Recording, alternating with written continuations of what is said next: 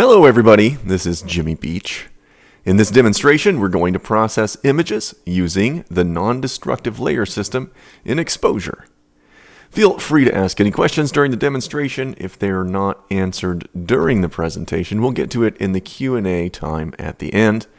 And if you need any technical help, please direct those questions over to our support team. Today we are using Exposure X6, which is the latest version of our non-destructive raw photo editor and organizer. Exposure handles your full post-processing workflow, and in that workflow, Exposure's non-destructive layer system opens up a world of creative options. Exposure began as a plugin to help film photographers transition from working in the darkroom to editing on the computer. The film emulations developed for Exposure were just what film photographers needed. It gave them back the look and feel of analog film. And since then, Exposure has grown to become the software that it is today. And we'll demonstrate that as we go over layers. So let's begin our discussion on what layers and layer masks are in Exposure. A layer mask in Exposure, we'll see right here, is made up of two things. There's 4 layers on this image to edit this image this way. A combination of adjustments, that's what's happening here in each of these layers. This is combinations of adjustments, and a mask, and that's what we see here on the right side. So adjustments are made in Exposure's editing panels down here below. So we'll select this layer, and then we can see that there are adjustments made here, right?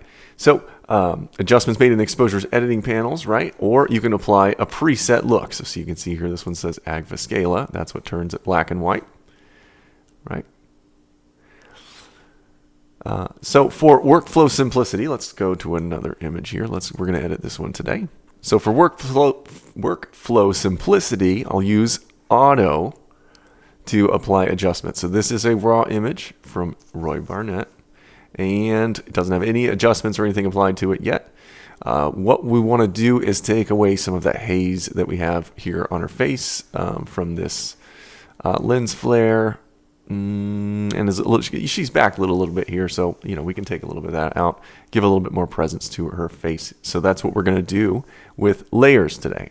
Okay, so for workflow simplicity, I'm going to use auto adjustments, right? So the auto adjustments in Exposure, they apply intelligent adjustments to your image, just like so. So I have all of them selected, as you can see here. So when you click Auto here, it applies intelligent adjustments. So including haze level for removing haze, or the effects of haze in the image. And you can see that it has a setting of -7. Now that's applied to the entire image from top to bottom, left to right, including all the dark tones and light tones. Okay. So essentially what we just did was we applied some basic edits. So I'm going to rename this layer to Basic Edits. Cool. So now that I've applied some edits to this layer, I'm going to, we can use our mask to tell Exposure where to apply those adjustments. And if we hover over that layer mask, you can see here it will highlight the image with a red highlight. Okay, the mask thumbnail displays which parts of the image of the layer adjustments, which parts of the image the layer adjustments apply to. So white areas of the mask show the effect at full strength, just like we see here. So in black areas, it's not visible. So if I move the opacity slider for the layer down to 0, then the mask turns black. That means that none of the adjustments that we have on this layer are applied to the image. Gray colors are anywhere in between. So the brighter it gets, the more of the effect from the adjustments on this layer you see applied to the image. Now, base adjustments like spot healing, crop and rotate, lens correction, those are not part of a layer. So make those adjustments, including transform adjustments on the transform panel, right down here. Make these kind of adjustments first before you start making layers. That'll help keep things simple. Okay, so the order in which you apply edits can influence the way that the look develops. So let's take a look. Okay, so you can apply adjustments in any order when you're editing, but it's best to put the adjustment layers in the following order. So base adjustments, like we have here, basic edits, exposure, contrast, clarity, that kind of stuff. We put that at the bottom of the stack. Then preset or presets. Okay, so I'm going to apply a preset here. So I'll go here, close the folders panel. We will open up. Let's go with, I'm going to go with a low contrast version of Fuji Pro S. I think that would work. So I'm going to just click and drag this right here to add layer.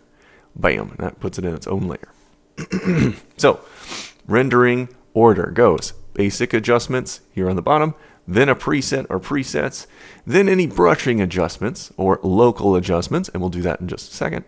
And then on the top, add grain and overlays like borders or light leaks or anything like that.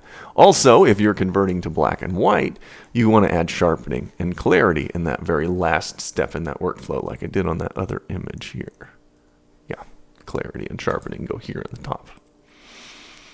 Okay, back to this one. So, all right, so when the edits are applied in the first layer, that's what we did here. Now, we still have some of that. Let's zoom in here. Now, we can see these bits of hair right here on our front shoulder are super crisp. And we can see that the eyelashes around here, especially in this back eye, are not as super crisp. So what we're going to do is apply some local adjustments, and that means we're going to apply an adjustment to just a little area right here on the face to kind of give this a little bit more structure and give it some sharpening.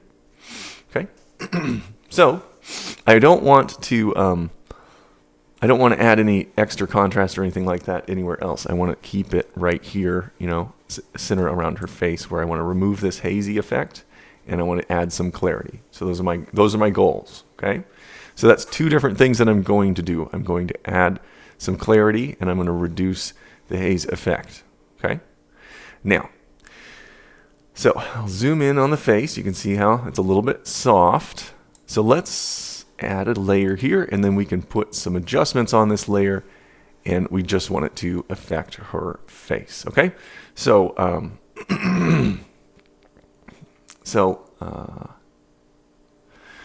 So what we can do to add, well, let's go with sharpening first. So what we can do to add sharpening is we can just drag the amount all the way over.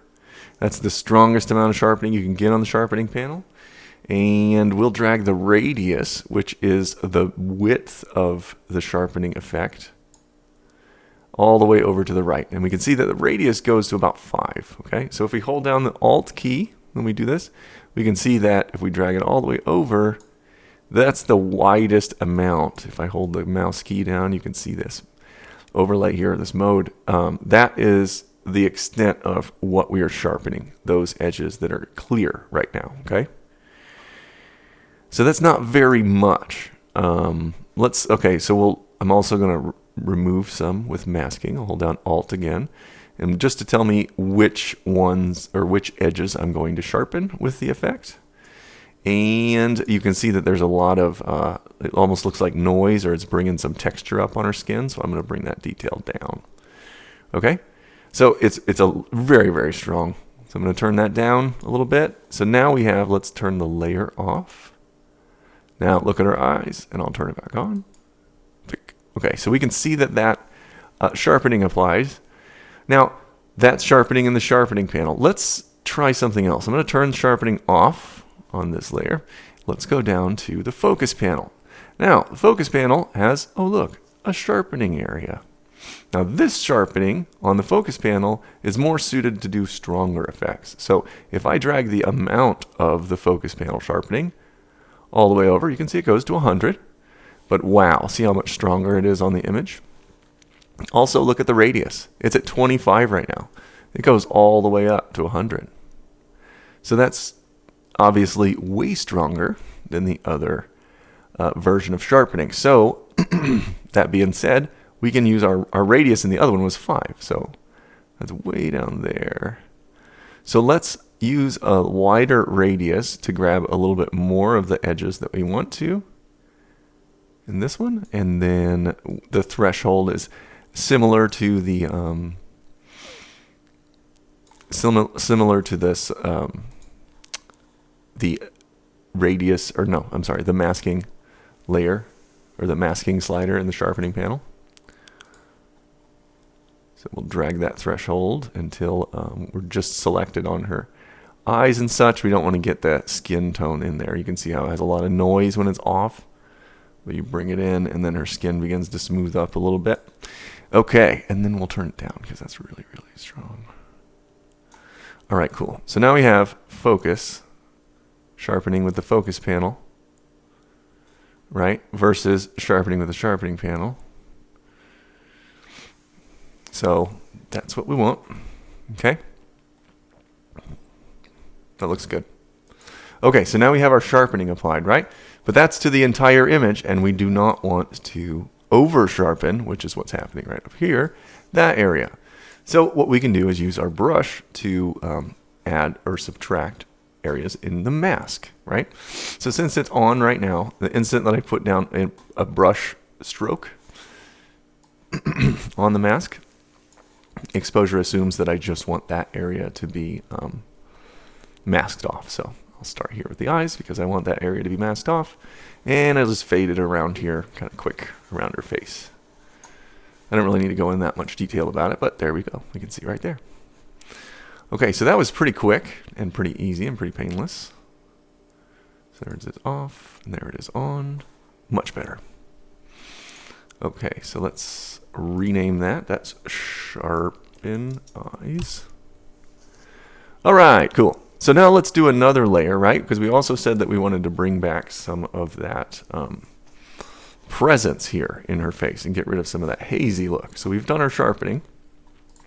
Let's add another layer. And this time let's use another way of making a selection, okay? So we made a selection the first time with our brush tool, which is a quick and dirty or quick and easy way of just making a quick mask, right? If we hover over the layer, then it'll give us a preview of where we've masked. Now we can see those were where our sharpening effect has been applied, okay? So on this layer, we're going to do a little bit more sophisticated masking, okay? So we're going to use, instead of just the brush tool, we're going to use the color constraints. And the color constraints are going to use information in the image to generate the mask for us. So we'll start with, I'll start with a range preset because most skin tones are in the oranges and yellows, regardless of complexion, okay? So we'll go with the orange one. And then I'm going to click Show Mask to turn that on. Now, we can see that we've selected some of that skin tone, but not all of it. And I think this side of it over here is a little more yellow. So I'll just grab a hold of our slider here and give it a little bit more yellow. So we can probably remove some of that background. Whoop, whoop, nope, nope, nope.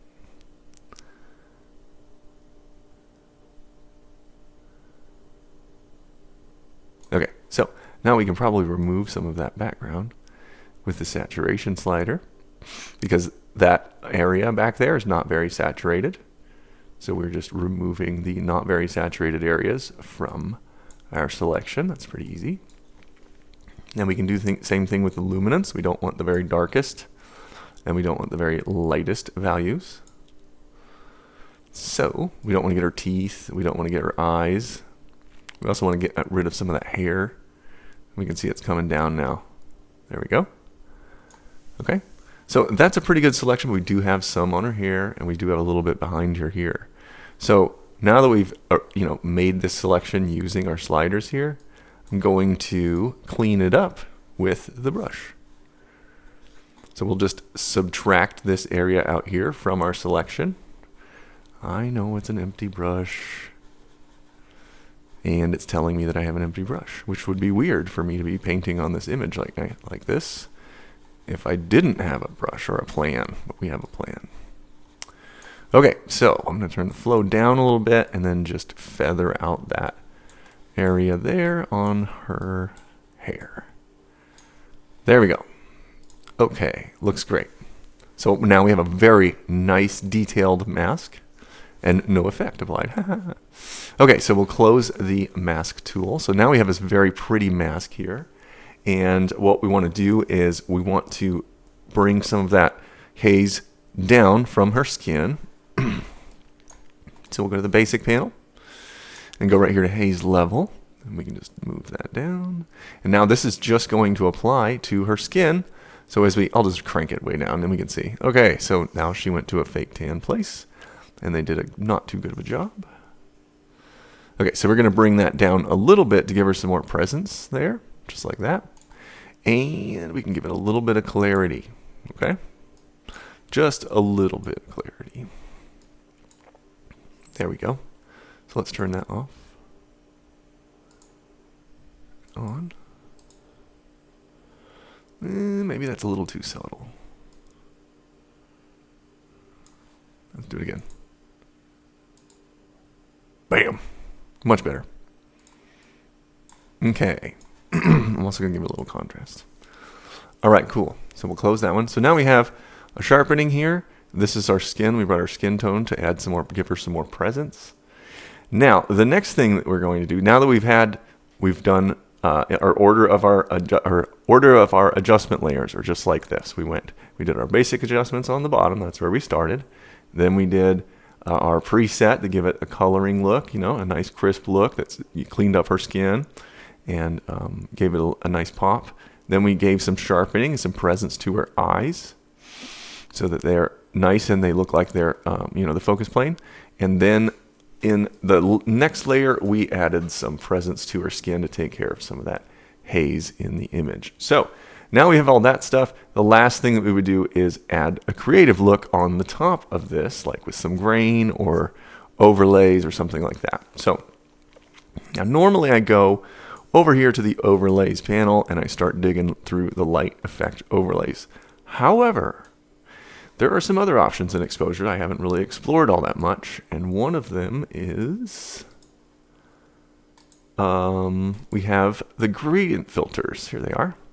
These are really neat. So I'm going to grab this color wash orange, put it in a new layer just like that, drag and drop it, and then close that. See, that looks cool. And now, so we can adjust this. It's a gradient, right? So if we wanted to, we can make an adjustment to how this behaves and move this down a little bit more. As a matter of fact, I'm going to invert that. Much better. And then I can move so that fade is a little bit different. Very cool. Okay, there we go. Close the brush tool. That disappears. Now we have, that's a little strong, so I'll turn it down. Nice. Now we have, okay, so we went through, we've made our entire look. We've added some color, some effects to the shot. Oh, you know what? I'm going to look here. Look closely at these eyes. Let's zoom in here. So the toning that's happening, or the haze, or the lens flare that's happening right here is actually adding a little bit of a pink tone here. And I can see that. So I'm going to turn my color wash off so we can see it clearly. You see that? We actually have a red eye preset. So I'm going to add a layer, and I'm going to drag that down. And I'm going to call that red eye.